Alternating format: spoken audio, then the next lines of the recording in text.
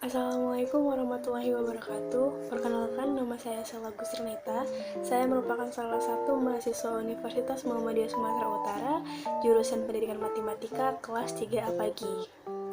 Di sini saya akan menjelaskan tentang beberapa contoh teori behavioristik yang dikemukakan dari beberapa ahli. Seperti yang pertama, terdapat teori koneksionisme dari Edward Lee Thorndike. Yang kedua, ada classical conditioning dari Ivan Pavlov. Yang ketiga adalah operant conditioning dari B.F. Skinner. Nah, sebelum kita membahas tentang teori-teori yang dikemukakan oleh ketiga tokoh tersebut, kita harus tahu dulu latar belakang dari tokoh-tokoh tersebut. Seperti yang pertama ada Edward Lee Thorndike.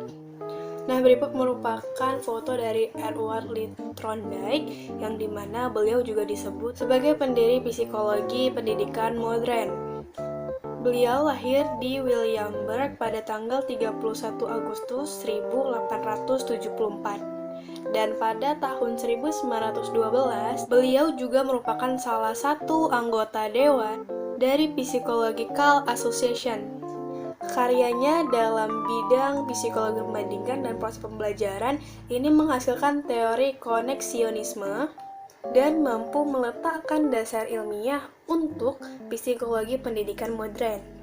Teori koneksionisme atau yang disebut dengan teori coba-coba adalah sebuah teori yang menyatakan bahwa setiap makhluk hidup merupakan hubungan antara tanggapan dan rangsangan.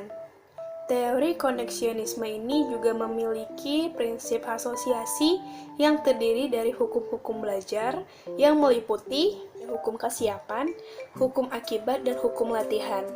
Yang pertama ada hukum kesiapan, yang diartikan sebagai kemudahan pembentukan hubungan antara rangsangan dan tanggapan karena adanya kesiapan untuk belajar.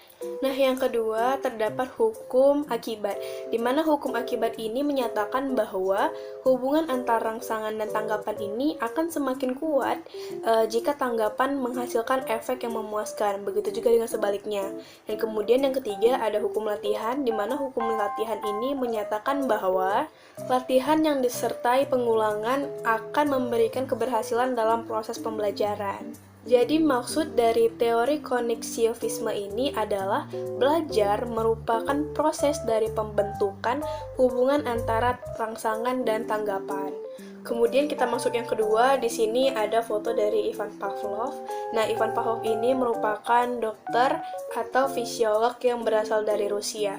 Beliau lahir pada tanggal 26 September tahun 1849 di Ryazan, Rusia, di mana Pavlov itu sendiri lebih tertarik dalam bidang fisiologi daripada psikologi.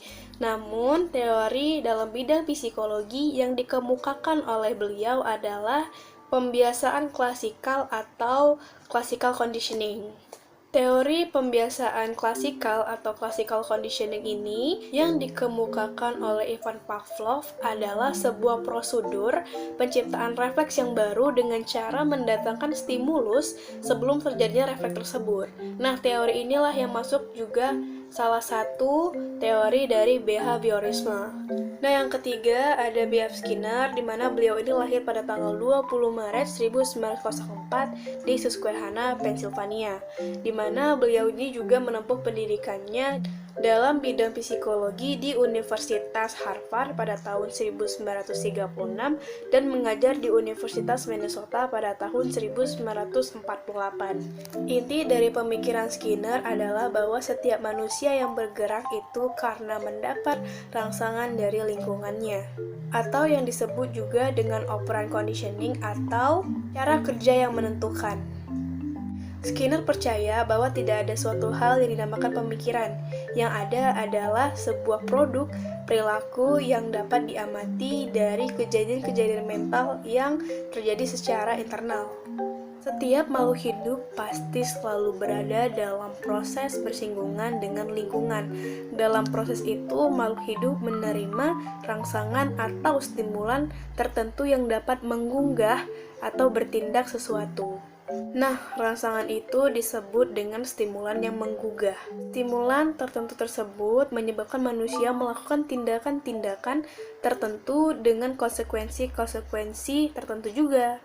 Jadi kesimpulannya adalah contoh-contoh dari teori aliran behaviorisme itu ada 3, yaitu yang pertama ada teori koneksionisme yang dikemukakan oleh Edward Lee Thorndike yang menyatakan bahwa belajar merupakan proses pembentukan hubungan antara rangsangan dan tanggapan. Dan yang kedua ada teori classical conditioning yang dikemukakan oleh Ivan Pavlov yang menyatakan bahwa pembiasaan klasikal adalah sebuah prosedur penciptaan refleks baru dengan mendatangkan stimulus sebelum terjadinya refleks tersebut.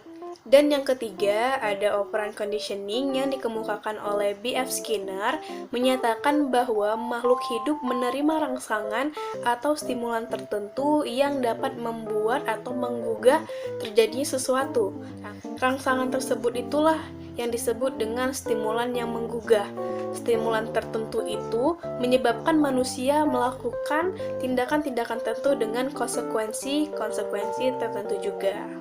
Sekian dari penjelasan saya tentang beberapa contoh teori dalam aliran behaviorisme. Jika ada salah dan kekurangan, kepada Allah saya mohon ampun dan saya minta maaf sebesar-besarnya. Wabillahi taufiq wal hidayah. Wassalamualaikum warahmatullahi wabarakatuh.